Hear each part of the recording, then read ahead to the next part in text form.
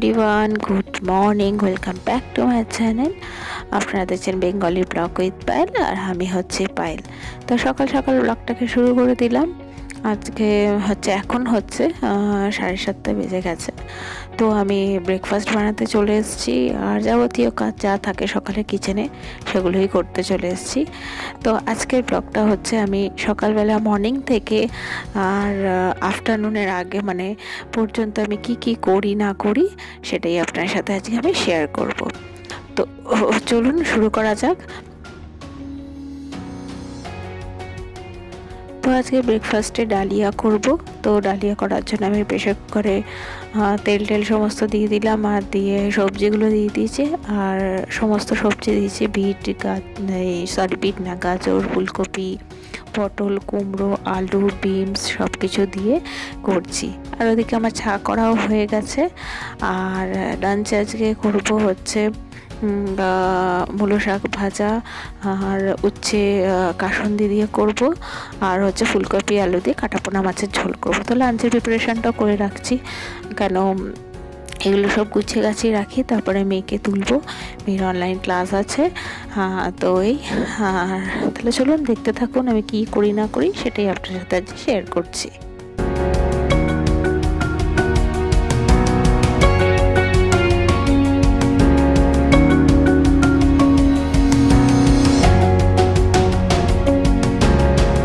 তো মেয়েকে ঘুম থেকে তুললাম, ওর বাবা ঘুমোচ্ছে, আর হাজব্যান্ডের নাইট শিফট চলছে। তো হাজব্যান্ড ঘুমোচ্ছে, এখন মেয়েকে ব্রাশ করিয়ে দেবো, দিয়ে তারপরে ওকে একটু গরম জল দেবো, কেন সকালবেলা এখন ওর জন্য ওকে গরম জলই খাওয়াচ্ছি বেশিরভাগ সময়, কেন ফ্লাক্সে করে রাখছি। আর এখন ওয়েদারটা প্রচণ্ডই ঠান্ডা পড়ে গেছে, তো সেই জন্য গরম জল খাইয়ে মধু খাওয়াবো, বাদাম দেবো, তারপর নিয়ে ক্লাসে বসবো।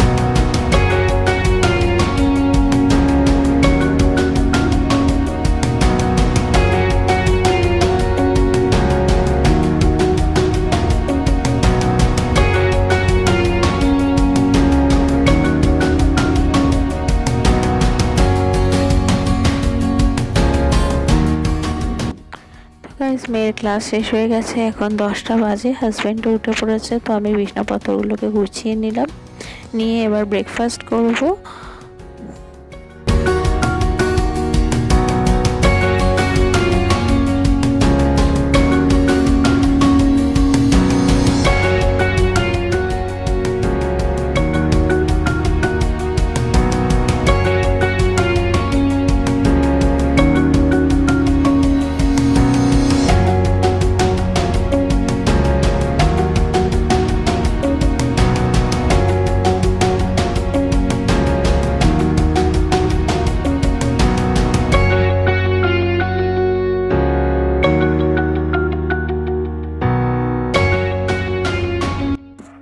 তো আমার ব্রেকফাস্ট সবারই আমাদের খাওয়া হয়ে গেছে। এবার এখন ডাস্টিংগুলো করছি, ডাস্টিং করে তারপরে আবার কিচেনে যাব লাঞ্চে বানাতে।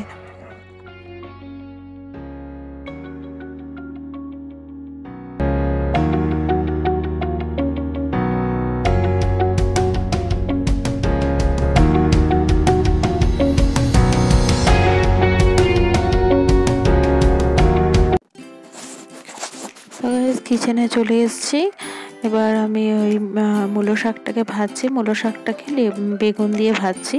দারুণ লাগে মূলো শাক ভাজা বেগুন দিয়ে, কখনো করে দেখবেন আপনারা, যারা হয়তো অনেকে করেও থাকেন বা যারা করেননি করে দেখবেন। মূলো শাক একটু নিয়ে কীরকম শক্ত শক্ত ঘ্যাস ঘ্যাসে হয়, কিন্তু বেগুন দিয়ে ভাজলে একটু অন্যরকম টেস্ট হয়ে যায়। তো সেটা করছি। এবার আস্তে আস্তে সমস্ত রান্না এক এক করে নেবো।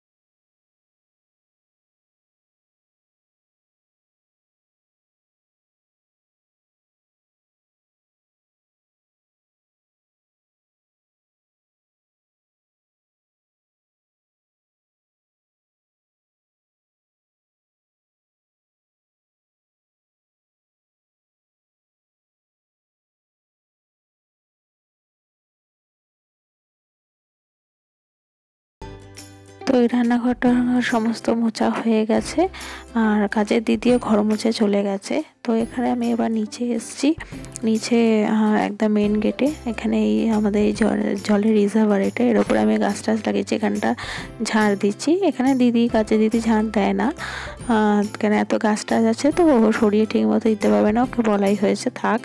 তো এটাই আমি রেগুলার এরমভাবে এসে একটু ঝাড় দিয়ে দিই, কেন গাছের পাতা টাতা পড়ে থাকে, তো সেই জন্যই। আর দেখেছেন কত গাছও লাগিয়েছি, গাছগুলো আমি অন্যদিন ভালোভাবে শেয়ার করব। আর এই এখন মেয়েকে স্নান করিয়ে আনলাম, স্নান করা হয়ে গেছে, মাথা মুছে এবার ক্রিম ট্রিম লাগিয়ে দেবো, দিয়ে ওকে ভিটামিন ওষুধটা খাওয়াই, যেটা টনিক সেটা খাওয়াবো।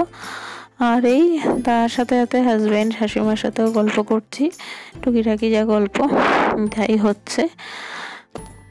তো রেগুলারে সকালবেলা কাজকর্ম একই থাকে না, কিছু কিছু সময় চেঞ্জও হয়। কখনো আগে রান্না করে নিয়ে ঘরদোর পরিষ্কার করি, আবার কখনো ঘরদোর পরিষ্কার করেও রান্না করি, আবার ডিপেন্ড করে সব কিছুরই ওপর। কিন্তু তো এইভাবেই আমি সমস্ত সকালের কাজকর্ম করে থাকি। আর তো এই এবার আমি স্নান করতে যাব, এবার স্নান করে এসে তারপর আমার রিল্যাক্স। তো এখন দেখতে পাচ্ছেন ঘড়িতে কটা বাজে, 1:20।